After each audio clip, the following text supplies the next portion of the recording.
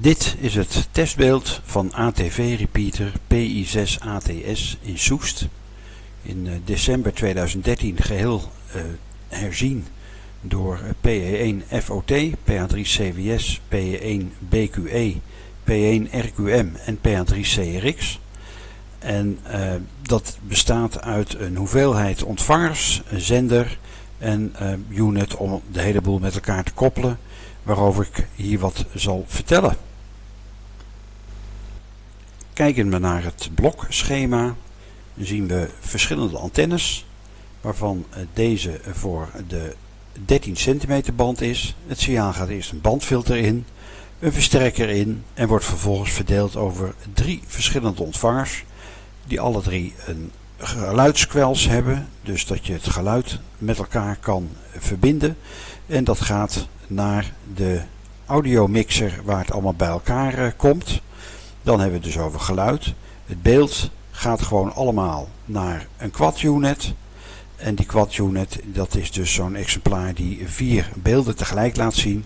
En we hebben dus 3 13 centimeter ontvangers. Dus we hebben 3 beelden gevuld. We hebben een 6 centimeter ontvanger. Die zetten rechtstreeks in de antenne. Ook daar gaat het geluid van naar de audiomixer via een squels. En we hebben nog een 2 meter ontvanger voor de bediening van het geheel. Dus die heeft toondecoders, een timer, daarmee kan het geheel aan en uit worden gezet. En ook het geluid van die 2 meter ontvanger gaat naar een mixer. Dus er kan ook gewoon meegepraat worden op 2 meter. Dan hebben we dus eigenlijk de hele ontvanger op die manier gehad. Zij het dat we ook nog een testbeeldgenerator hebben. En die testbeeldgenerator, daar wordt dus 1 beeldje van de quad unit mee gedeeld. Want ja, je hebt maar 4 beelden bij een quad unit. En dus daar zit een video switch die kijkt of er video van buiten komt. Of dat we gewoon testbeeld door kunnen geven. En op die manier gaat het dus naar de quad unit. En een videofilter, dit is dus het beeld, een videofilter, pre-emphasis. En dat gaat de oscillator in. Daar komt ook het geluid aan via de geluidsmodulator. En dat geheel wordt versterkt en nog meer versterkt en nog meer versterkt. En er gaat nog een bandfilter in en gaat naar de 23 centimeter band antenne. Voor 2 meter hebben we een halo antenne. En voor de 6 centimeter band hebben we een 2x10 slots antenne. Dit allemaal is zelfbouw door de calls die ik net heb genoemd. Ik heb 3 rotary coders. Ja. Dat is voor alle 3.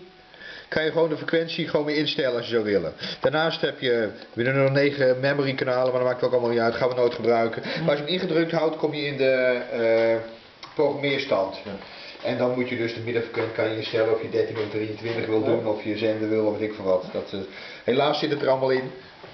Dus, maar ja, het mooie ervan is, als je aan en uit doet, komt het altijd weer terug wat je hebt gedaan. Dat is het belangrijkste, voor de rest eigenlijk niet.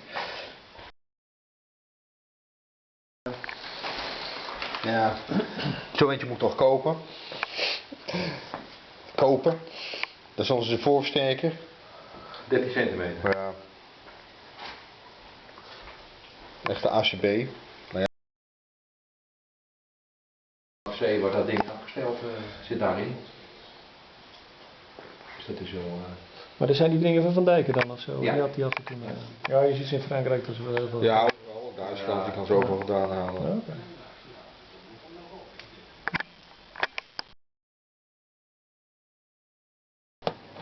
Over nagedacht.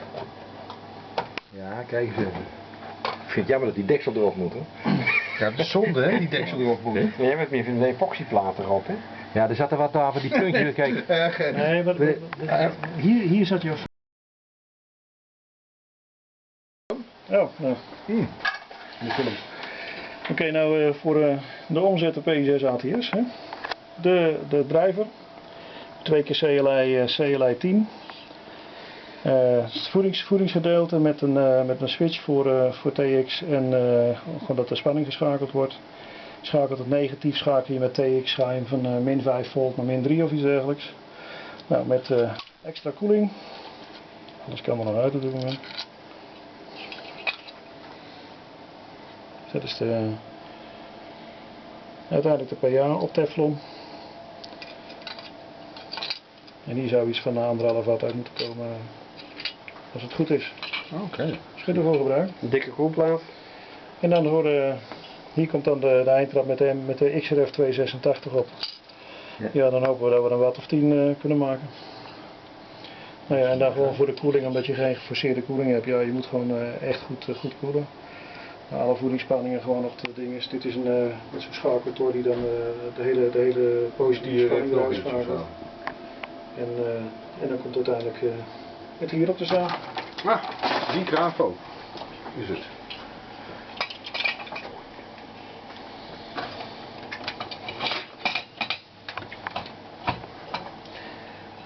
En zo komt het uiteindelijk in elkaar te staan.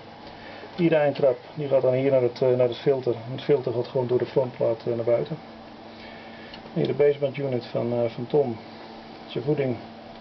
Dit is de PLL en dit is in principe het VCO. En de voeding. En de voeding. Nou ja, daar komt nog een nieuwe print voor, want dat is nog, ik zeg al, dat is altijd die.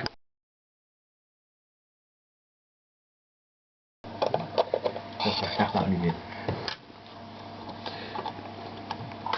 En dit is als je iets te enthousiast met je vrees bent, dus dan, nee, dit is de PLL. Ja. Ja, dat kristal op 4 MHz en dit is de koppeling tussen de video en de afstandsspanning. En wat is nu het VCO's IC? Dit is VCO IC. Oh, die zie je. Ja, de VCO's hier. Maar ik bedoel de PLL IC, dus de MC. De 145 ja. Met een U893, dus hij deelt het hier gewoon door 64 of door 128 en dan heeft hij referentie op, wat is het, 4 MHz of zo. Oké.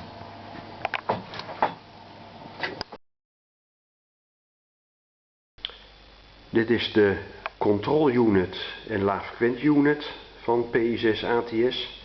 Met daarbij de quad unit en de 2 meter ontvanger. De 2 meter ontvanger is een KF 161. Die hiervoor de spels naar buiten heeft uitgevoerd. Hij werkt op 12 volt. En daarvoor is een aparte voeding aangesloten.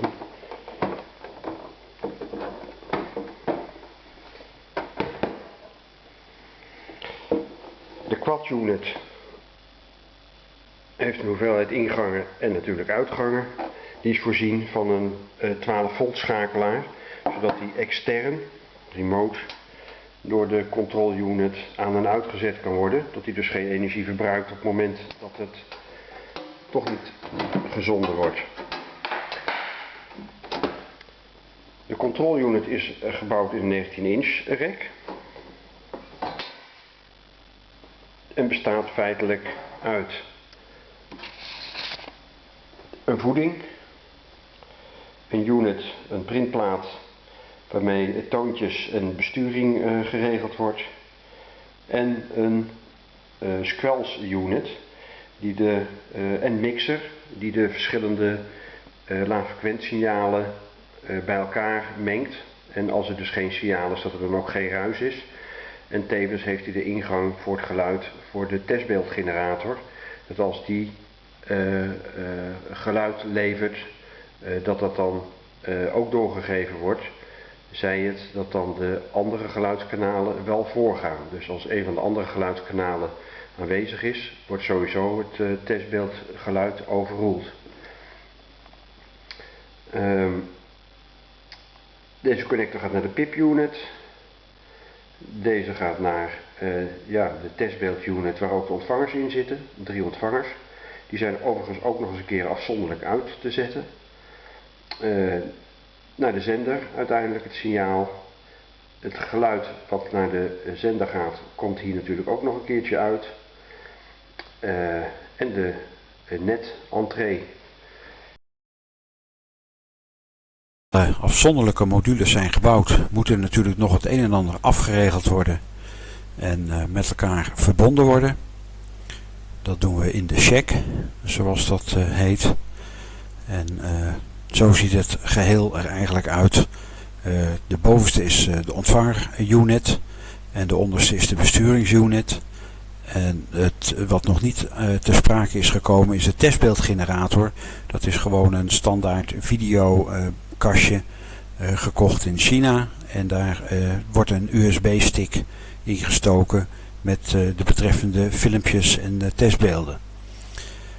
De zender zelf moest ook nog het een en ander aan afgeregeld worden. En dat werd op deze manier dus gedaan. Nog wat nagesoldeerd worden. En zo ziet het geheel er eigenlijk uit. Dat is een groter 19-inch kast. Die dus met deze hele stapel ingebouwd wordt. Hier bovenop ligt een schoteltje voor 6 centimeter. Dat was ook SIA nodig om de 6 centimeter ontvanger te testen. En over die 6 centimeter ontvanger en de antennes komt later nog een vervolgfilmpje.